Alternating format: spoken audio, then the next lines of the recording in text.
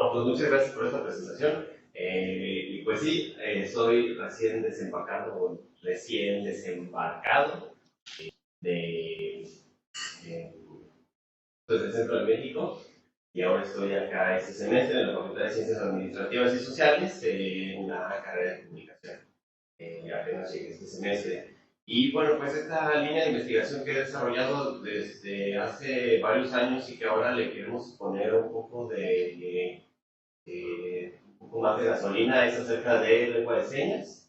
Y pues ahora en esta charla de lengua de señas, otra forma de ver el mundo, otra forma de hablar, otra forma de interactuar, pues vamos a hablar de qué pasa con esta realidad, con la realidad sorda, particularmente en México. Nos vamos a enfocar un poco en la lengua de señas mexicana. Algo de historia, bueno, pues la lengua de señas tiene su encono, o históricamente, la evolución de las señas en comparación con una lengua oral nos habla de una forma de comunicación muy diferente. Pero la lengua de señas tiene una evolución muy reciente en la historia humana. Algunos historiadores, algunos lingüistas, algunos antropólogos le dan mucho valor a las señas y no a la lengua oral. No por eso estoy demeritando la lengua oral y la oralidad. La oralidad o los sistemas lingüísticos es una tecnología humana bastante compleja y muy clara en cuestión de reglas gramaticales. Las señas no tienen reglas gramaticales tan claras como las lenguas orales, pero sí preceden a las lenguas orales. No se pudo dar un lenguaje oral articulado si no hubiéramos tenido señas. Después en la historia y evolución de la humanidad, de la escritura, podemos ver que la escritura, sobre todo, otra tecnología, la tecnología de la escritura, tomó una importancia radical, sobre todo por la necesidad de registrar cosas. Pero antes de eso, la gestualidad, o lo que llamamos lenguaje no verbal, nos informa mucho más cosas. Por ejemplo, en una sociedad pues a pequeña escala, cuando vemos a una persona pasando por la calle sin necesidad de cruzarnos con ella, como la conocemos, podemos decir, ah, está triste Juanita. Jamás nos dijo estoy triste, pero ya sabemos que está triste por su semblante, por su forma de caminar, porque trae la bolsa más colgada que no sé qué. O sea, las señas, los gestos nos comunican mucho más en la historia de la humanidad que el lenguaje oral o es precedente en la historia de la humanidad. Eh, y poco a poco vamos a ir hablando de esta complejidad del mundo de las señas. Ya metiéndonos a las señas como sistema lingüístico complejo, en realidad las señas tienen estructuras como dancísticas. Yo siempre pienso que la lengua de señas es como una danza de manos. Cuando un sordo está platicando, está haciendo como una especie de geografía, donde pone una persona, luego pone otra, luego por acá pone una casa y acá pues pone un árbol, perdón, luego pone por aquí un carro, después puede poner un perrito aquí, hace como una especie de maqueta. Y si aquí puso la casa y acá puso el edificio y aquí puso el hospital, entonces ahí es donde llega con el carro. Pero eso no significa que la lengua de señas sea solo una estructura como a nivel maqueta o que sea mímica. La lengua de señas tiene una gramática bien interesante y en eso nos vamos a ir adentrando. ¿Cómo es una lengua de señas? Eh, Fíjense que la lengua de señas mexicana está muy relacionada con las libras, que es la lengua de señas brasileña. Son como hermanitas, la lengua de señas mexicana y la lengua de señas brasileña. Paradójicamente, la lengua de señas mexicana no tiene mucho que ver, por ejemplo, con la lengua de señas uruguaya, paraguaya, la lengua de señas, ¿qué otra? La lengua de señas chilena tampoco tiene mucho que ver con la lengua de señas mexicana. Y eso es porque las señas no son comparables a las lenguas orales, en el sentido de que podríamos pensar, o a lo mejor un mito que existe, es que las lenguas orales tienen su representación de la lengua de señas. Y no es así, tienen historias totalmente distintas. Este arbolito representa las lenguas orales, por ahí vemos el indoeuropeo, el latín, por ahí el castellano, catalán, gallego, rumano, español, francés, todas las lenguas romanches. Luego del otro lado, las lenguas eslavas, bueno, un tronquito por ahí representando las indoeuropeas. Y esta representación es muy típica cuando hablamos de sistemas, sobre todo de escritura, porque tenemos una tradición histórica. Cuando llegó la escritura a la humanidad, o las humanidades, cuando llegaron estas representaciones icónicas, iconográficas, representaron una forma bien interesante de modelar las ideas. A diferencia de la oralidad, que la oralidad se puede llegar a perder, la representación escrita, bueno, pues es otra historia en la que no nos vamos a meter, pero tiene que ver mucho con esto. De hecho, ahora decimos lengua de señas, pero lengua realmente viene, ese término viene de esto, del aparato, de una parte del aparato fonador. Porque tenemos todavía esa idea de que los sistemas lingüísticos son orales y son, de hecho, pues vienen de ahí, ¿no? Realmente lengua de señas debería de llamarse lengua, pues es como extraño llamarle así. Otra cosa que se ha dicho de la lengua de señas es que es un lenguaje, y realmente no es un lenguaje. El lenguaje es como la capacidad, cuando luego me preguntan la diferencia entre lengua y lenguaje, bueno, a mí no me importa tanto hablar de esas diferencias, pero justamente el lenguaje en lingüística es la capacidad humana de adquirir un sistema lingüístico, mientras que lengua es un sistema muy estructurado. Entonces sería como, lenguaje sería la representación de toda la comida, todo el inventario culinario en el mundo, mientras que lengua sería nada más un plato representativo de un país, por ejemplo, la comida mexicana. Mientras que el lenguaje es toda la capacidad humana, esa capacidad humana de comunicación. Las lenguas de señas mexicana y las libras, o las señas brasileñas, son hermanitas porque empezaron más o menos en el mismo año. En 1850 llegó un personaje francés, primero a México por contrato de Juárez, y luego se fue a Brasil. Fundó una escuela en Brasil y otra escuela en México. Y eso hizo que se formaran dos comunidades en los dos países, gracias a que se creó un sistema educativo que les permitió a los sordos de diferentes estados llegar a la Ciudad de México. Entonces se fundó una escuela en 1851, entre 51 y 52, sordos de diferentes lados del país llegaron a ese lugar, y lo que hicieron fue darles educación. Les interesaba una educación muy completa para los sordos, y también había personas ciegas que fueron estudiantes de ese lugar, entonces eran sordos conviviendo con, pues en ese momento se decía sordomudos, ¿no? Ahí sabemos que los sordos no son mudos, que pueden hablar, pueden expresarse, pueden gritar, pueden hacer un montón de cosas.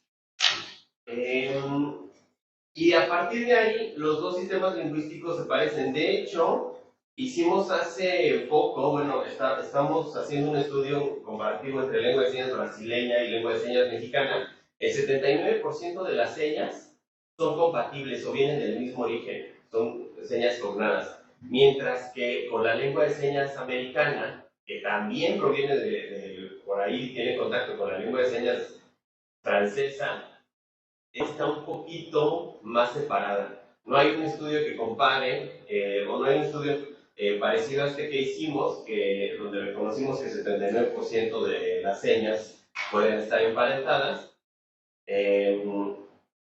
pero sí parece que la lengua de señas americana tiene mucho más desarrollo en algunos ámbitos, sobre todo léxicos. Y bueno, de ahí nos regresamos un poquito a la evolución. Yo creo que esta imagen representa muy bien la idea de los primeros años de vida de un infante. Lo primero que llegan a decir son balbuceos como este bebito, ¿no? Como de bla, bla, bla, bla, bla. Pero eso representa muy bien lo que hacen. O sea, imitan a los adultos como esta seña. Tengo señas americanas como de stop. Creo que mismo señas mexicana es un poco parecida. El stop o el alto de la señas mexicana. Y la imitación es crucial en la historia evolutiva de las personas o de los humanos. Los niños sordos mexicanos hemos encontrado que imitan animales. Ven un perro en la calle y entonces lo empiezan a imitar. Hacen como y hacen como la imitación, se hacen dibujo de las orejitas, dibujo de la cola. Ven un chango, por ejemplo, en una caricatura y empiezan a hacerle como el chango. Y en ese mismo sentido también imitan a los papás. Si el papá llega así como que cansado con su mochila, entonces hacen la misma representación del papá, empiezan a hacer como ese tipo de cosas. La imitación es crucial en las primeras etapas de la vida.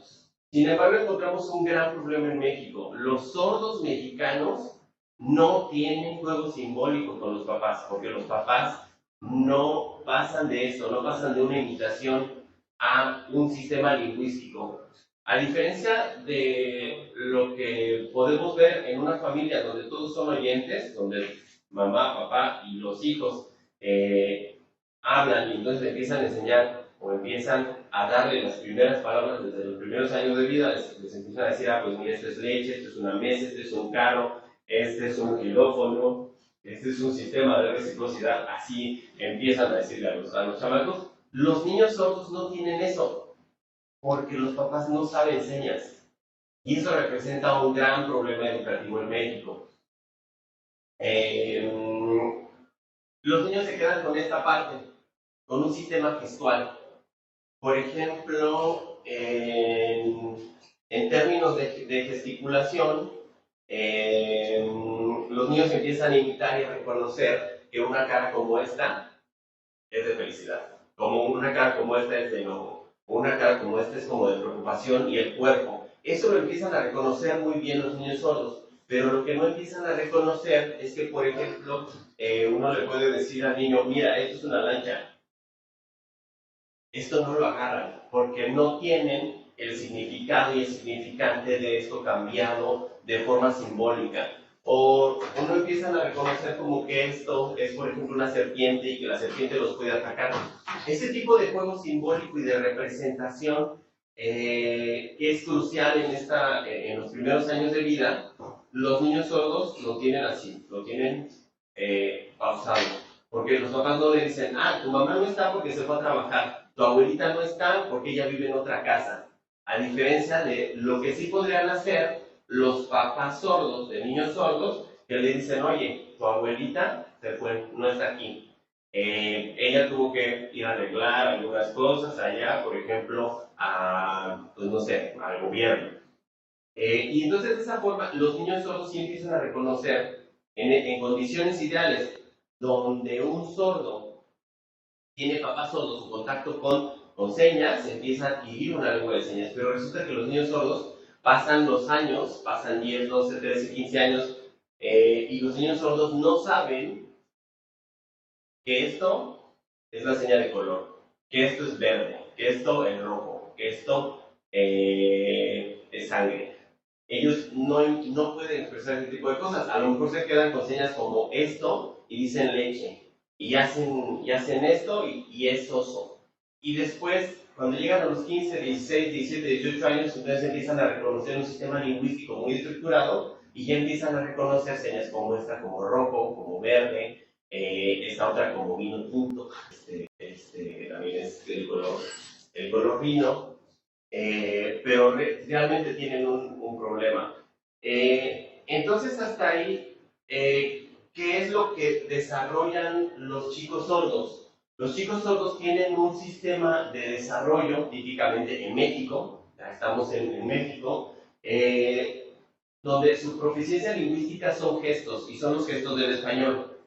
Estos gestos que nosotros podemos reconocer como, a lo mejor esto como pedir la cuenta, ellos ya lo están agarrando. Como los gestos de estar enojado, como de estar triste, como de estar nervioso, ellos lo empiezan a reconocer muy bien. Pero les faltan muchas cosas en su sistema lingüístico que no tienen. Por ejemplo, en algunos sistemas gestuales, como en italiano, tienen ¿no? Como un italiano diría perché, perché. Y eso los niños sordos italianos lo agarran. Un niño sordo japonés agarraría como de me despidieron. Porque eso está dentro del sistema gestual de esos otros sistemas. Los niños sordos mexicanos empiezan a agarrar estas otras señas en México. Por ejemplo, esta la agarran muy bien, ¿no? Como el corazoncito coreano, que ya lo tenemos así por todos lados. Esta otra, ¿no? El corazón de Peña Nieto, o cualquier otro. Eso lo agarran muy bien. O sea, los niños sordos no están tan vacíos como pareciera, pero no tienen un sistema lingüístico tan estructurado. Y es así que, como no tenemos un sistema, así como podemos ver diferencias estructurales entre señas como esta del japonés, como esta del italiano, tampoco podemos esperar que las lenguas de señas sean universales. Hay divergencia lingüística en los sistemas visogestuales del mundo.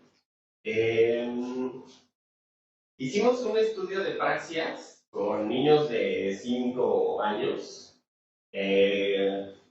Bueno, no sé si por ahí mi colega Coral estará conectada, me dijo que estaba conectada, pero la podemos... Coral Guerrero, una persona que... ¿Será que la podemos escuchar? ¿O no se escucha? Sí, Coral. Si no la podría... Hola. Ay, se escucha. Mi conciencia, hola, conciencia. Estoy hablándote. Buenos días a todas y a todos y a todes. Muchas gracias, Coral. Oye, está ahí, bueno, justamente este estudio, bueno, pues lo hizo Coral, digo, lo hicimos, la mosca subiéndose al lado. Coral en su postdoctorado en la UNAM hizo este estudio de praxias en una escuela de sordos. ¿Nos podrías un poquito explicar, Coral, de las praxias? Gracias. Sí, justo como comentaba, mucho gusto y gracias por el espacio aquí que me estoy robando del doctor Memo. Pero nada más explico como rapidito. Este fue un estudio justo que hicimos con niños y niñas de una escuela en Ciudad de México. Yo estoy en Ciudad de México, de 5 a 8 años. Y hilando un poco lo que dijo Guillermo, las praxias son esta capacidad motora y cognitiva que tenemos para poder imitar ciertas cosas, ¿no? Por ejemplo, en este estudio lo que nosotros le poníamos a los pequeños era como ciertas formas de mano y ver si ellos las podían imitar. Entonces, bueno, como que hubo dos, ¿no? La primera como imitar formas de mano como así, o como esta forma de mano, y que a veces no tenían ningún contexto, o más bien no estaban como relacionadas totalmente con una lengua de señas mexicana, nada más eran como ciertas formas de mano. Y por ahí lo que vimos era una cosa muy bonita, ¿no, Guillermo? Que adecuaban la praxia a lo que ellos ya sabían lingüísticamente hacer.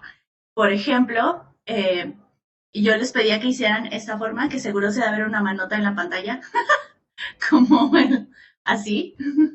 Y los niños hacían la T que ellos ya sabían, adecuaban como la praxia que yo les enseñaba a al bagaje lingüístico que ellos ya traían. O, por ejemplo, esta forma de mano, que es así como el dedo anular y el medio cruzado, y ellos hacían esta, que es la R. Entonces, como que era una cosa ahí muy bonita de percepción, que ellos lo hacían inmediatamente, o sea, lo veían, trataban de imitarlo, pero como que su sistema cognitivo decía, esa ya me la sé, y entonces ya lo hacían con con la forma de mano que ellos conocían. Bueno, eso fue como parte de lo que encontramos en este y que por cierto está ahí en un artículo publicado. Me despido ahora. Pues sí, justo, bueno, en el postdoctorado Coral quería entender cómo, bueno, también subiéndome yo al barco, quería entender cómo es que adquirían las señas los chicos y fue bien interesante que en condiciones ideales, ya les conté de las condiciones no ideales, ¿no? O sea, el sistema educativo sordo parece que quiere crear sordos tontos. A ver, vamos. Mete a un niño sordo en contexto, por ejemplo en un camp, con una persona con autismo, con síndrome de Down, con un chico con alguna otra deficiencia, con alguna neurodivergencia, y eso lo que crea es que los niños sordos no tengan las condiciones ideales para desarrollar proficiencia lingüística de su edad. Lo que hacen es ponerse a los niños sordos así como de, ay, tengo una persona con silla de ruedas, ¿no? Y decir, ¿yo por qué? Si yo puedo pensar, puedo imaginar, puedo calcular, puedo hacer un montón de cosas, a diferencia de alguna neurodivergencia. Y entonces ellos terminan la primaria con su certificado, y andan feliz con su certificado, pero sin haber desarrollado muchas de las cosas que deberían de haber desarrollado un chico de primaria. Llegan a la secundaria con serias deficiencias, llegan a la prepa con más deficiencias todavía. Entonces, cuando hay que explicarles cuestiones muy complejas acerca, por ejemplo, de historia, de matemáticas, infinidad de temas que se ven en la prepa, ellos traen deficiencias significativas. Cuando también la lengua de señas no ha tenido la oportunidad de desarrollar muchas cosas. Pero nosotros vamos a dejar esa crítica ahorita, ya luego nos peleamos por ahí con el ayuntamiento y con el CAM. Pero vamos a ver qué pasa en las condiciones ideales en las que un chico sordo está en contacto con una lengua de señas. Bueno, pues un chico sordo puede desarrollar praxias como estas que decía Coral. Una praxia es algo que imita. En este caso, los chicos sordos, algunas de sus primeras configuraciones manuales que adquieren es esta, la forma de mano B de la lengua de señas, que puede ser así, puede ser abierta, puede estirar un poquito o separar un poquito este otro dedo. O sea, tenemos varias formas de hacer la B. Y esta otra configuración que también la hace en la forma de mano S. Por ejemplo, en lengua de señas mexicana, un adulto haría esta para perdón. Así alguien se equivoca, alguien le rompe el corazón a otra persona, entonces le dice, ay, perdón. Y ya, se acabó el asunto, ya no te rompí el corazón. Entonces, perdón. Pero los niños hacen la configuración de mano esta, y dicen, perdón, tiré el vaso, perdón. Porque es de las primeras configuraciones manuales que agarran. Otra de las primeras configuraciones que agarran es esta, la B. Entonces hacen, por ejemplo, para pedir leche, empiezan a hacer esta.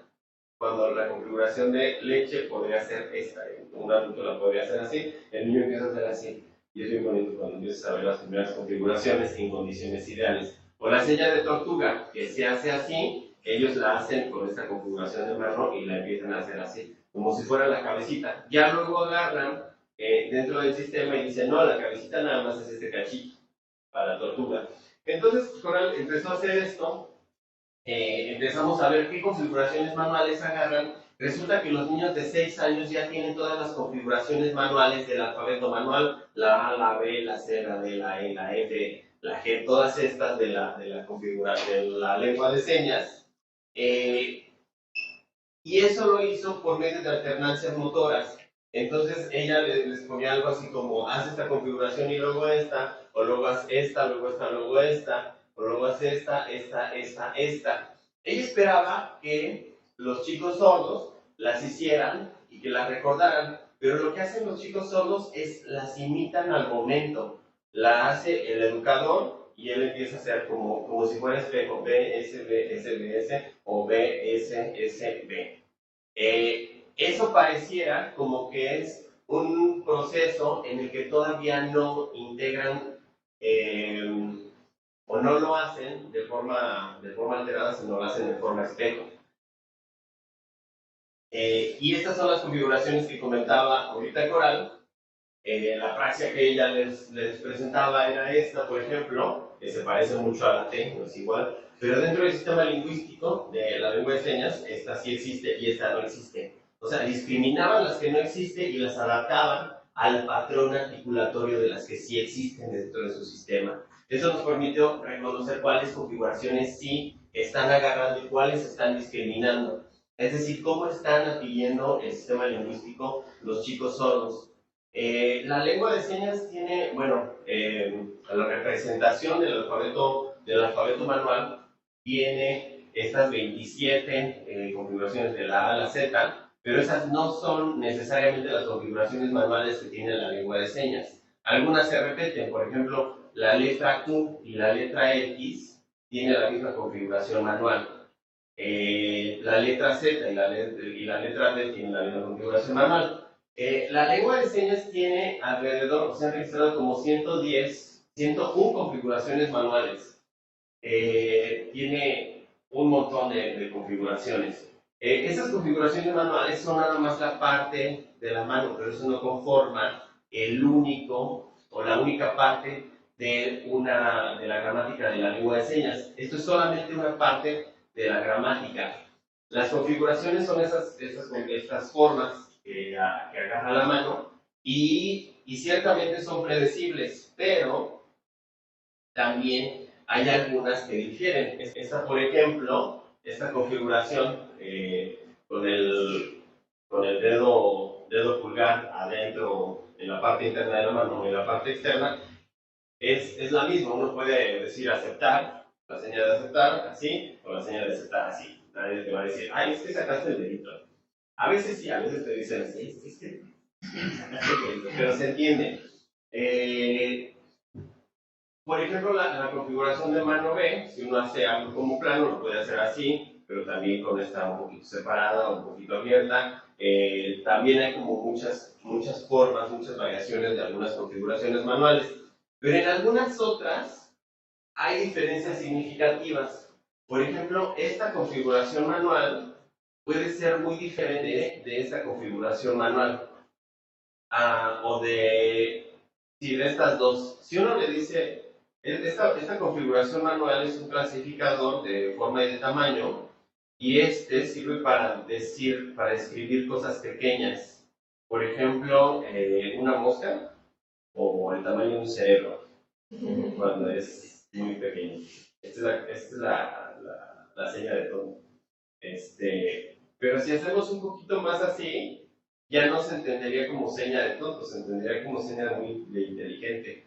De hecho, la seña de inteligente es con esta configuración manual, que es otro clasificador manual. Entonces, tenemos esas configuraciones de forma que describen objetos. Esta, por ejemplo, es para cosas muy pequeñitas, esta para cosas un poquito más grandes, esta para más grandes o delgadas, esta es como para cosas finas, esta otra para cosas un poquito más grandes y así va creciendo hasta que tenemos algo como exponencial. Ya con esta podemos hablar de cosas bastante grandes. Y también la lengua de señas tiene perspectiva. Por ejemplo, esta configuración me puede servir para hacer planetas. Si yo, a pesar de que es una configuración para describir cosas pequeñitas como mosca y como cerebro de mosca, puedo hacer con esta, por ejemplo, el sistema solar, representarlo y decir que este es el Sol y que alrededor van los planetas. Y aquí se juega con la perspectiva. Este tipo de cosas son bien interesantes a la hora de ver cómo funciona una gramática visogestual. Entonces, en la gramática visogestual esto puede significar no necesariamente una letra, como si lo hemos visto en la configuración A, que representa la configuración de mano esta, que representa la Y, pero tenemos otras que sirven para expresar todo un sistema, como esta configuración de mano que la podemos ver en Gracias, nos sirve también para expresar sentimientos. Y entonces esta nos sirve para hablar del corazón y también del hígado. Y para estar enamorado podemos hacer esta hacia adelante. Esta es una configuración muy abstracta que nos sirve para hablar de cosas que duelen. Por ejemplo, puedo hacer algo así como me duele. Me duele, por ejemplo, el hombro me está doliendo, la muela me está doliendo, o también esta es me duele la cabeza, tengo una pulsación de la cabeza. Pero si a esta, bueno, ya después de ver la configuración manual, que la configuración manual además tiene algunas complejidades, como la dirección, la orientación y la ubicación, donde podemos ver la mano como si fuera un dado. La dirección pues, nos habla de la palma hacia dónde se dirige, siempre tomamos a ego como punto de referencia. La orientación, que es la base, y luego la ubicación, por ejemplo, dónde ponemos esta configuración de mano. Si la pongo por aquí, entonces podría hacer referencia a una persona que va caminando, pero si la hago tal vez así, podría ser a lo mejor un animal. O si la represento, si hago esta, si la hago muy cerca, podría hacer referencia a mí mismo, por ejemplo. Si alguien me está acariciando, podría hacer esto, pero si yo acaricio a alguien, podría hacer esto. Bueno, acaricio con sentido, con sentido sensual. Luego tenemos, si depende, entonces la dirección, la ubicación y la orientación, pero luego también tenemos algunos rasgos no manuales. Las manos representan una parte importante de la gramática de la lengua de señas, pero otra parte bien importante está en los rasgos no manuales. Por ejemplo, la diferencia entre estar enamorado y alguien que le rompieron el corazón se puede hacer por medio de rasgos no manuales. Estar enamorado sería así, pero, por ejemplo, si estoy decepcionado de una relación, puedo hacer esto. Y es una diferencia nada más a nivel de rostro, a pesar de que la configuración manual, incluida la dirección, la orientación y la ubicación, fue la misma. Otra seña que podríamos ver, me gusta mucho, hacer digestión, es esta, como mi panza está trabajando, la hacemos con esta. Y es también la seña es una seña muy parecida a fábrica y motor. Fábrica se hace aquí y motor se hace con un rasgo manual como de soplamiento. Pero esta, si la hago acá arriba, puede significar mi cerebro está trabajando. Entonces, depende también los rasgos. Bueno, la ubicación es importante, junto con la dirección y la orientación. Y luego, otro elemento gramatical, pues son los rasgos no manuales, lo que decimos con el rostro. Y lo que decimos con el rostro luego se desdibuja de los patrones articulatorios, porque pareciera que le damos más importancia a las configuraciones manuales porque son más prominentes, porque son los elementos con los que dibujamos los objetos, por ejemplo, en el espacio, pero los rasgos no manuales nos dan una diferencia significativa. En los rasgos no manuales están los rasgos lingüísticos de la lengua de señas, lo que sería el tiempo, el aspecto y el modo, que son los que nos dan la diferencia entre un lenguaje, por ejemplo, lenguaje máquina, y un lenguaje humano, que ese es el lenguaje cambiante, que es el que tiene aspectualidad, que es el que tiene temporalidad, que es el que tiene modo. Y en los rasgos no manuales se han registrado 27 rasgos que tiene la lengua de señas. Entre esos tenemos el soplamiento, como como por ejemplo las cejas levantadas, que dan una expresión como de continuidad, como de se ha escrito como estoy trabajando. Entonces hacemos las cejas levantadas, aunque también puede ser como de admiración, como de alguien que llega así como de, ay caray, llegó sorpresivamente, alguien que me pega, o el ceño fruncido, que habla de cosas como negativas. Todavía no sabemos exactamente cómo funciona, pero sabemos que se ha registrado, bueno, por el momento tenemos 27 rasgos no manuales que codifican cosas como de modalidad y de aspectualidad. Acá los tenemos configuraciones manuales, 101 registros para la lengua de señas mexicana, y los rasgos no manuales tenemos 27. Otra de las cosas que son importantes cuando hablamos de de comunidades sordas, es la identidad, los valores y las tradiciones. Los sordos tienen una cultura diferente, pero realmente es una cultura diferente. A pesar de que los sordos comparten el territorio, bueno, la territorialidad con los oyentes, que comparten muchas cosas con la cultura oyente, empiezan a formarse desde los primeros años de vida una identidad propia, se empiezan a relacionar con otros sordos. De hecho, un sordo preferiría tal vez casarse con una persona sorda, o un sordo preferiría casarse, tener pues una relación más cercana con otros sordos. Y eso habla también de la lengua que dominan. Los sordos típicamente no se relacionan con oyentes por varias cuestiones. Una es de discriminación. La otra, pues es una cuestión de identidad. ¿Con quién me siento como más cercano? ¿Con el que habla mi lengua o con el que no habla mi lengua? Para empezar, la lengua puede ser una limitación muy fuerte. Un ejemplo de discriminación que sucede muy a menudo con los sordos es cuando un sordo pierde su tarjeta de crédito o de débito y típicamente los reportes en el banco tienen que hacerse vía telefónica. Y si se hace vía telefónica, pues entonces tiene que dar datos personales y los sordos simplemente no pueden hacer eso.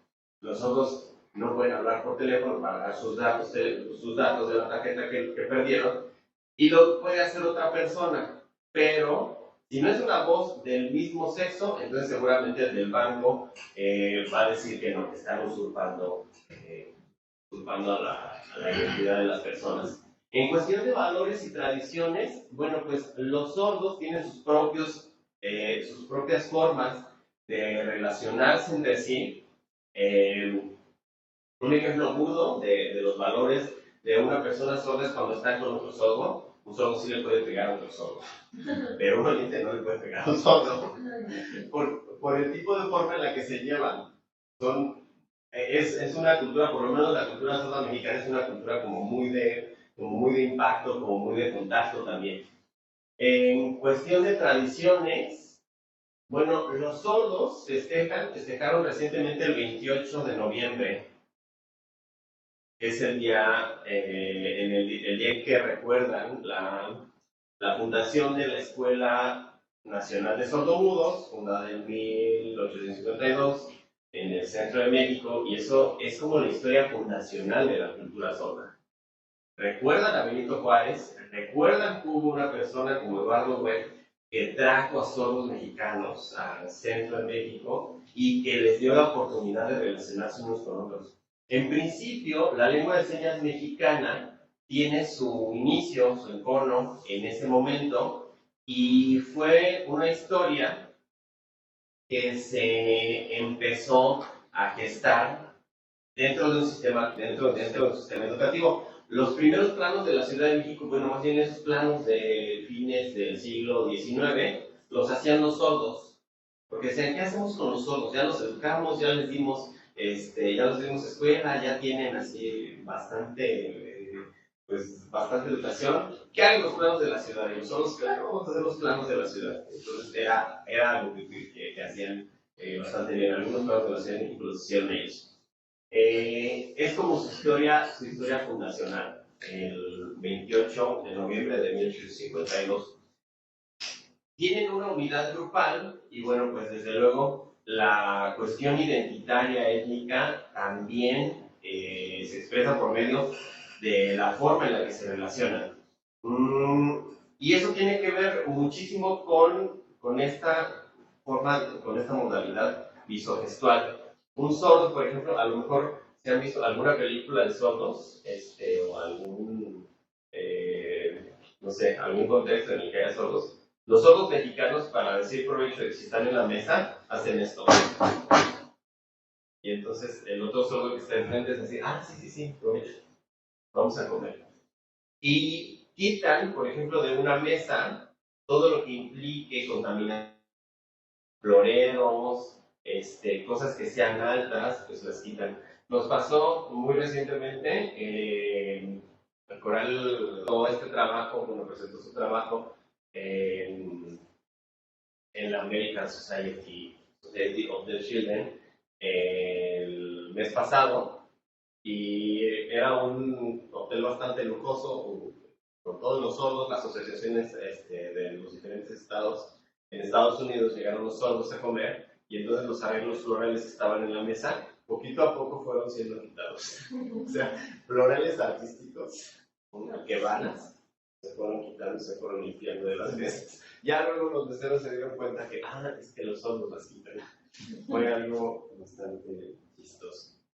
Bueno, en cuestión tecnológica, justamente, se están desarrollando últimamente y tiene que ver con el desarrollo de cómo es cómo son los, cómo platicamos con las computadoras, tiene que ver justamente con qué cosas representamos de la lengua en los sistemas de comunicación.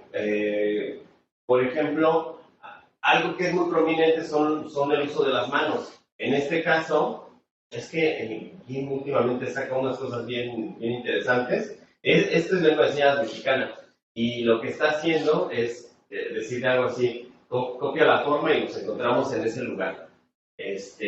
Pero además, bueno, en este caso no tiene rasgos no manuales, salvo tiene un movimiento por aquí de boca. Ajá. Que típicamente se puede ver los movimientos de boca en la lengua de señas son muy normales, las vocalizaciones. Algunas no significan nada y algunas sí. Si hacemos un avatar que no tenga rasgos no manuales, entonces va a parecer muy robótico, como si fuera una expresión que no es natural. Pero de repente, si le hacemos un tipo de vocalización, sí. Otra de las cosas que ahorita no se están considerando todavía son los movimientos de cuerpo. Con el movimiento de cuerpo como podemos hacer un switch reference. Por ejemplo, alguien que está platicando con alguien, si yo les cuento un chisme, así de, pues es que fíjense que una mujer estaba engañando a otra persona, entonces yo hago la seña de engañar, y luego hago a la otra persona, y esa se llenó, estaba como sorprendida. Y luego la misma persona pudo decir, pues es que sí, la engañé con otro hombre, y entonces un hombre era varón y tenía lentes. Y ese movimiento de cuerpo puede ser más extrapolado. Podemos hacer la representación de un viejito y luego acá de una persona joven. Esos movimientos muy leves y el giro de rostro también nos pueden dar información de quién dice la acción. Además de los rasgos no manuales que ya habíamos platicado. En la evaluación de pruebas motoras, reconocimos algunos procesos de la secuencialidad entre los estímulos visuales relacionados con lo que los chicos sordos pueden hacer. Y típicamente los chicos sordos de 5 años llegan a imitar como 3 o 4 movimientos. En esas alternancias motoras, estos son algunos puntajes que reconocimos de las alternancias. Los chicos típicamente de esas escalas empezaban a reconocer y hacer tareas a partir de la imitación. Hace rato les comentaba, ahora les ponía como este tipo de expresiones, y ellos no lo memorizaban, ellos más bien lo estaban haciendo en espejo. Pero si este tipo de alternancias motoras, cuando las propusimos para chicos que no tenían lengua de señas, no agarraban ni una configuración manual. Y eso nos mostró la disparidad entre las condiciones ideales de una lengua de señas y las no condiciones ideales. Entonces, ¿qué podemos esperar a partir de los primeros estudios, o de estos estudios de alternancias motoras? Que en lengua de señas mexicana y en el contexto mexicano, o algunos de los las cosas que nos mostraron este tipo de estudios, de poderles poner a los chicos que sí dominan una lengua de señas y que hacen una imitación de lengua de señas y que reconocen patrones lingüísticos, nos da la necesidad de irnos más abajo, de desarrollar algo mucho más abajo. No podemos esperar a que los chicos sordos lleguen a los 20 años y que no sepan lengua de señas, que lleguen a los 15 años y que empiecen a aprender los colores, y irnos mucho más abajo, que empiecen a reconocer señas y estructuras lingüísticas de esta lengua de señas que tiene alrededor de 150 años, pero que los empiezan a agarrar desde el principio. Las praxias y las alternancias motoras son muy buenas opciones cuando estamos en un sistema educativo en sordos, porque nos dan patrones fonológicos de la lengua, y eso lo podemos meter mucho más abajo, además del otro tipo de expresiones del sistema gestual que tiene el español, que es una parte importante que empiezan a reconocer en conjunto con la imitación. Esas son algunas de las diferentes conclusiones a las que llegamos con este primer acercamiento, en niños escolares. El deletreo pues lo hacen de forma simultánea y paralela, y en principio ellos en este momento todavía no están adquiriendo las instrucciones por turnos, primero uno y luego otro, sino que pues lo hacen así en espejo. Algunas cosas que podemos favorecer desde los primeros años de vida son una comunicación completa, que las señas realmente estén proporcionando a los chicos expresiones complejas, y que las señas no se queden solamente pues, en los años venideros, en los años 15, 20. Una forma también, o algunas de las propuestas que estamos planeando, es que los sistemas que empecemos a hacer, casi no hay juegos en lenguas de señas, o bueno, en Estados Unidos sí hay varios juegos. En México casi no tenemos juegos en lengua de señas. Por ejemplo, recientemente hicimos un juego donde caían pelotitas, y entonces las instrucciones venían en lengua de señas. Nosotros dijimos, perfecto, vamos a tener el primer juego en lengua de señas donde haya pelotitas que estén bajando, bueno, eran notitas, y las señas pues estén por aquí. Había una persona en un video, pusimos en Unity unas instrucciones, entonces la persona decía, hola, ¿cómo estás? Espero que estés muy bien, dime tu nombre, y entonces hasta le hacía así, interactuaba con el chiquillo, y cuando lo agarraban los chicos, algunos tuvimos la experiencia de que agarraban el juego así, bueno, el celular, y que ellos se quedaban así como de, ¿yo qué hago, no? Lo que hicimos fue conectarles unos dispositivos para ver qué estaba pasando electromagnéticamente en su cuerpo, y reconocimos que los chicos sordos se ponen nerviosos cuando ven lengua de señas, pero realmente los patrones de estrés suben así desmedidamente con la lengua de señas. Eso nos dice que no están acostumbrados a una lengua de señas, o que si ven lengua de señas, ellos lo que están pensando es esto: un pizarrón, una señora que los está regañando y que les dice escribe, y se ponen realmente muy nerviosos. O sea, ¿qué necesitamos hacer? Pues irnos más abajo para que los chicos estén acostumbrados a la lengua de señas. El sistema educativo, ya no voy a quitar me voy a adelantar un poco a los agradecimientos.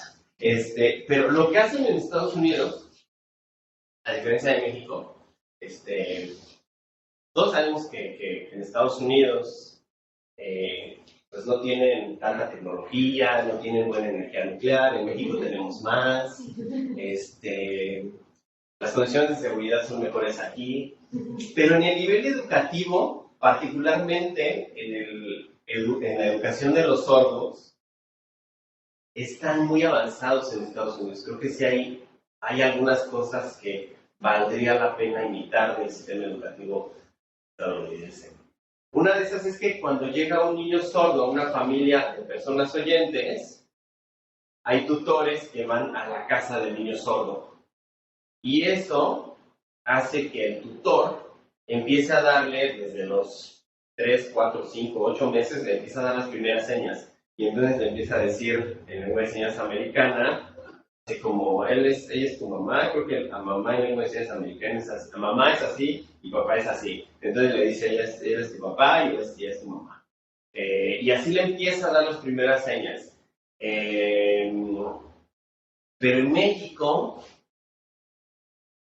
eso no sucede. Los papás empiezan en los primeros años de vida a decir, ¿y ahora qué hago con mi chamaco?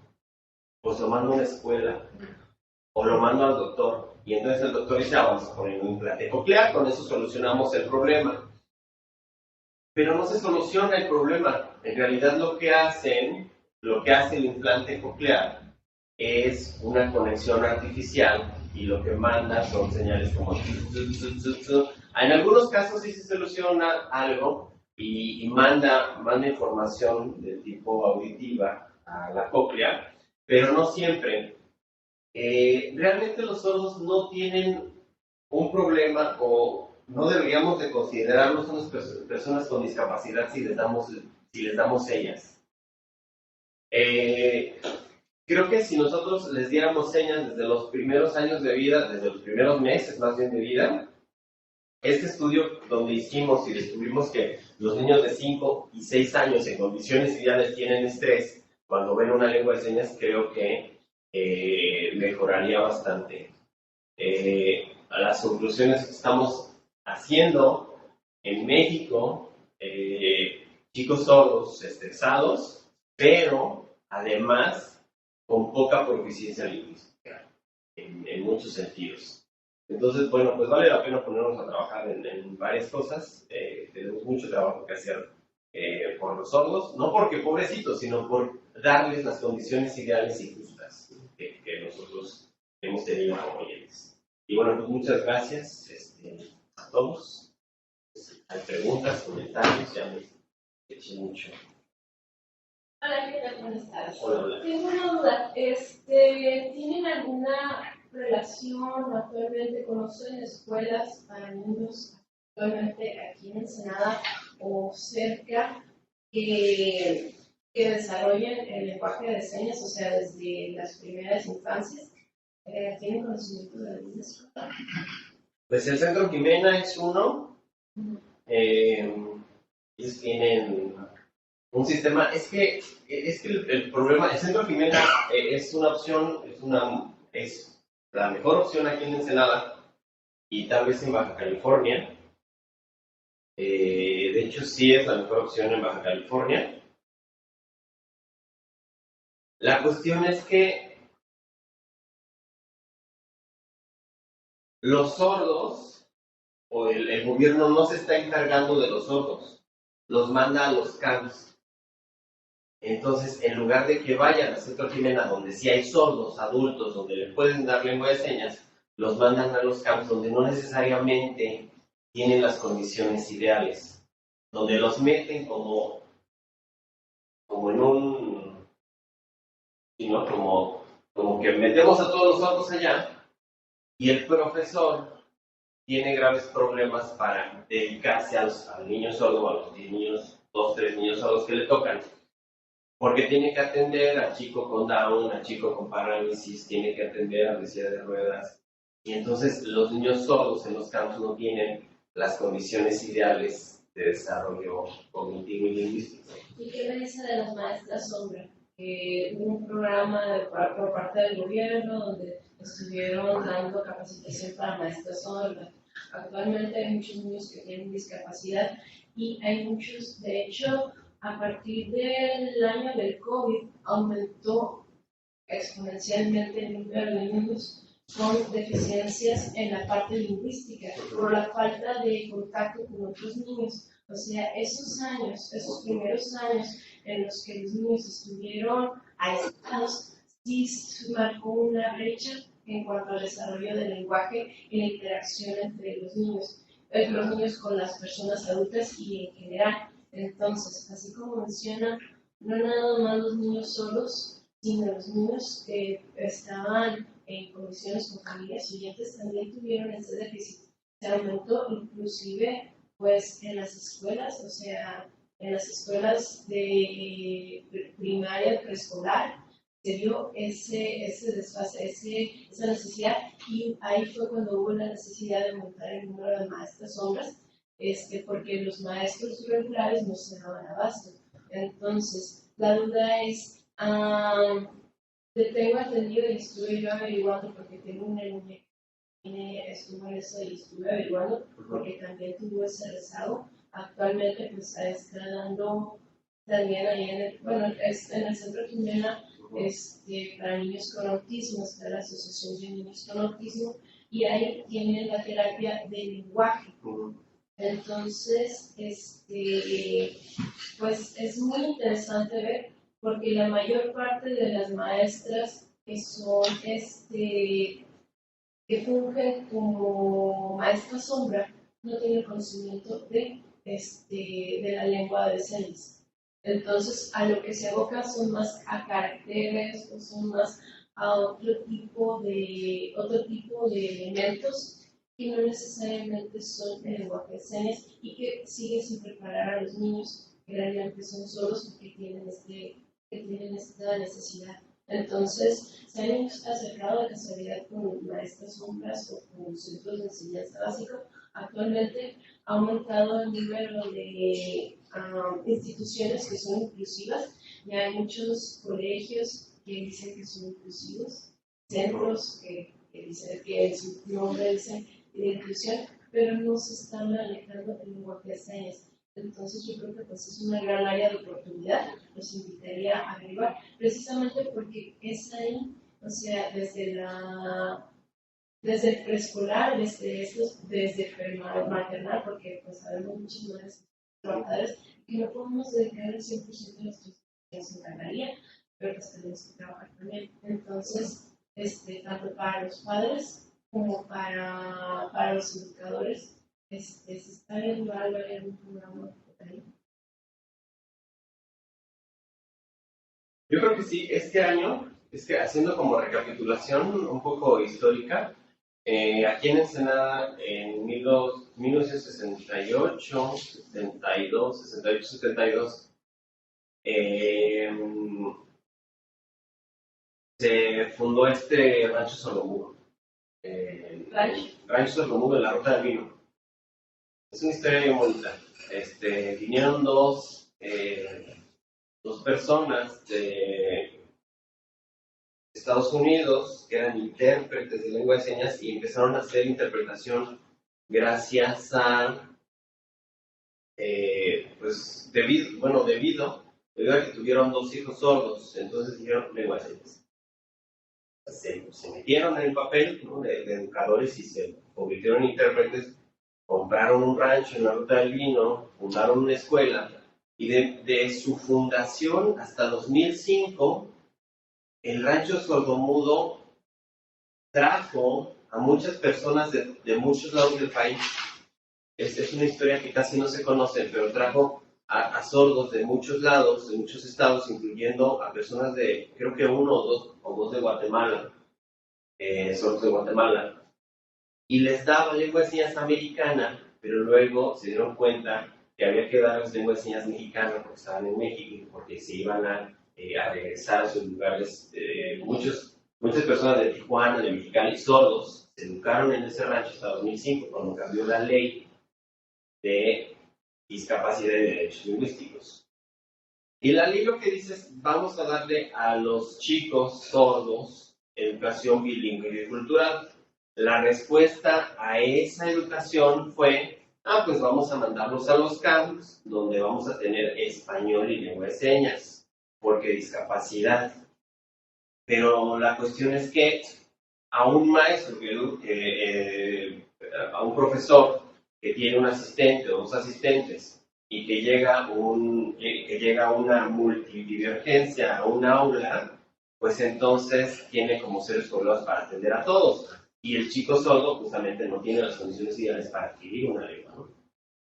O no tiene las condiciones iguales que un oyente. Después de 2005, el Rancho Sordomudo tuvo que cerrar las puertas por esta ley de bilingüe, esta ley bilingüe bicultural. Y actualmente, o de los últimos años para acá, justamente desde la pandemia, una noticia que marcó la educación de los sordos fue que en la SEP, los de la SEP pusieron para el sistema de mi escuela en casa, pusieron algo de lengua de señas argentina.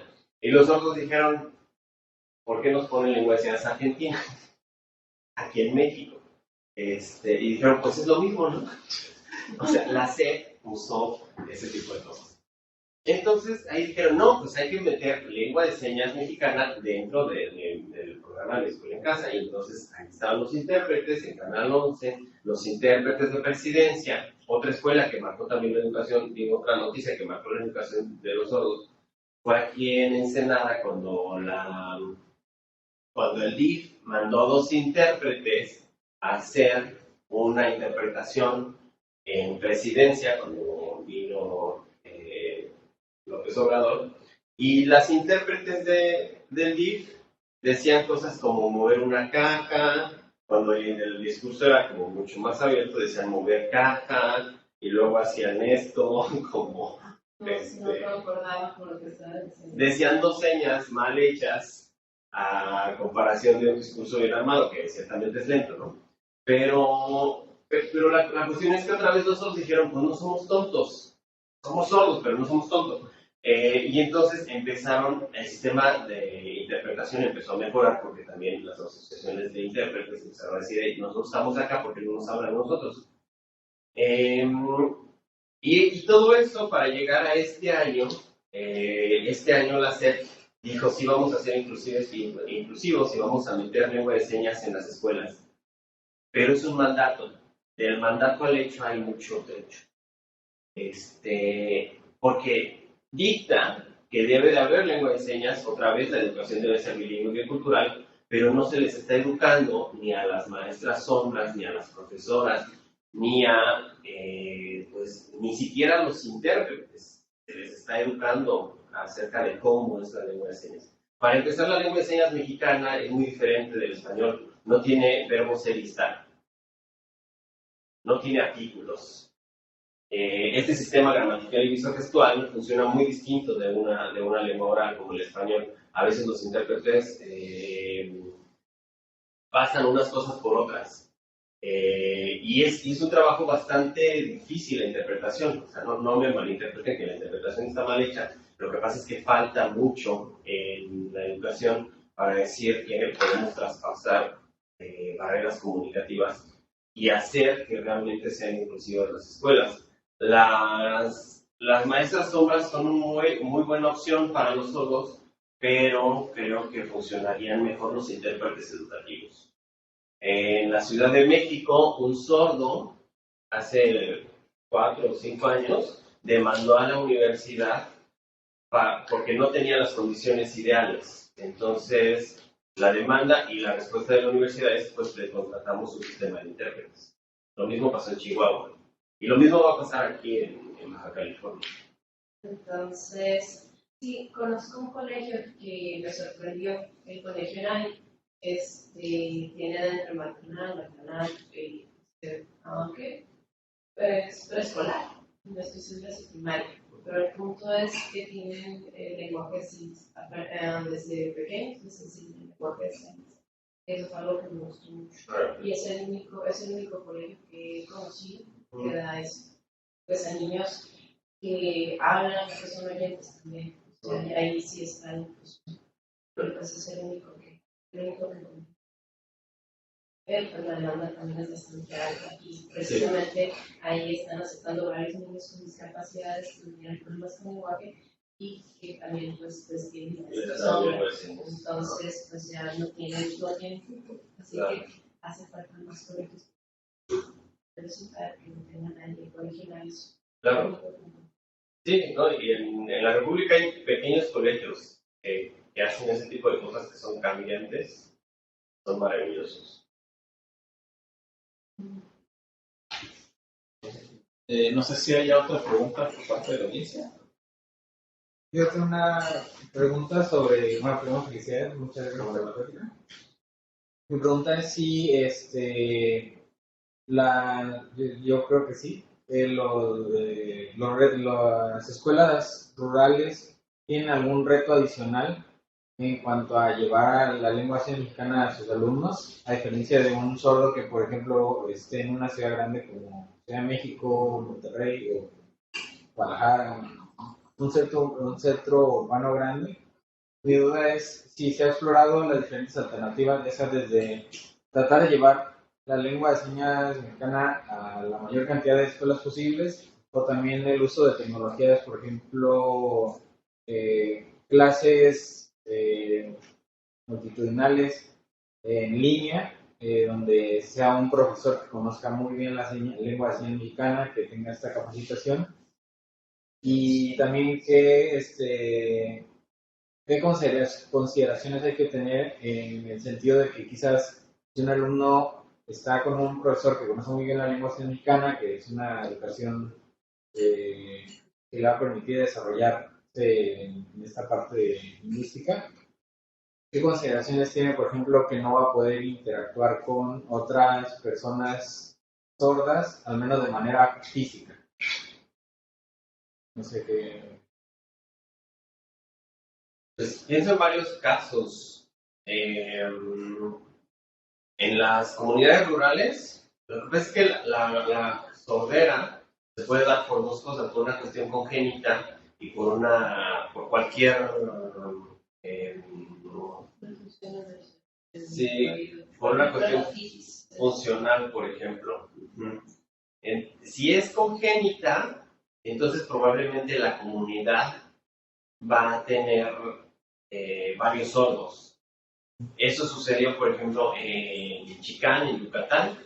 Tenemos sordera recesiva. Entonces, un porcentaje relevante del pueblo tiene sordera. Eso sucedió también en la Martha's Vineyards en Nueva York, cerca de Nueva York, donde hay otra comunidad de sordos. Y ahora tenemos la universidad más importante de Estados Unidos en sordera está ahí. En Nueva York.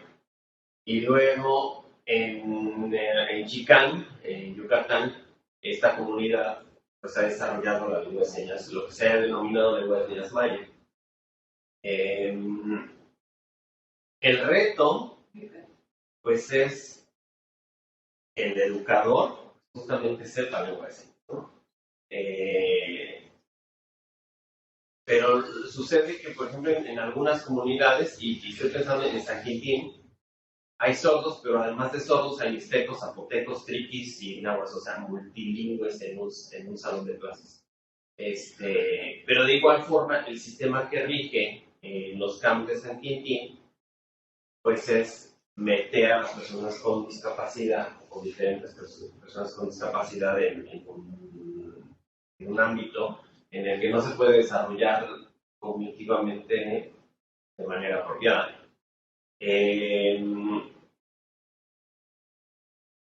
Y en relación a las propuestas que se podrían desarrollar, pues yo creo que el sistema de tutorías el sistema de tutorías estadounidense funciona bastante bien. O sea, detectar un sordo y entonces mandarlo al lugar donde está el sordo, para que los papás reconozcan que el sordo puede desarrollar una identidad cultural, étnica y lingüística con esas personas que son, pues, con los que se puede tener como más afinidad. No sé si contesté todo, si quedó como más claro, a lo mejor hay más retos. Una pregunta, aquí en Ensenada hay una comunidad de sordos, entonces ellos ya tienen la experiencia, como digo, está el Centro Jimena. Y ellos, por ejemplo, no sé si están desarrollando como ellos son sordos y conocen las señas, si ellos mismos pueden ser capacitadores o pueden ser maestros en escuelas para niños de sordos. No se ha visto esa opción. Sí, el Centro Jimena, desde luego, pero la cuestión es que, o un poco la crítica, es que el gobierno no se está haciendo cargo de los sordos. O sea, los sordos se hacen cargo de los sordos, pero ¿qué hace el gobierno para los sordos, para los ciudadanos? O sea, si no viene de una política, entonces es complicado hacer una implementación que facilite una educación pues mayoritaria e igualitaria. Ellos están haciendo su esfuerzo ahí para aportar nada más, creo que como 10 sordos ahí de la comunidad de ARCE, la Asociación Regional de Sordos, se graduaron y obtuvieron su título en licenciados en docencia este año.